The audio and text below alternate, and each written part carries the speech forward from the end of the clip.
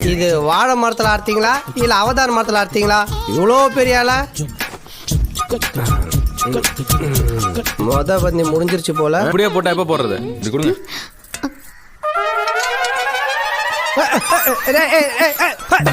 என்ன பசி.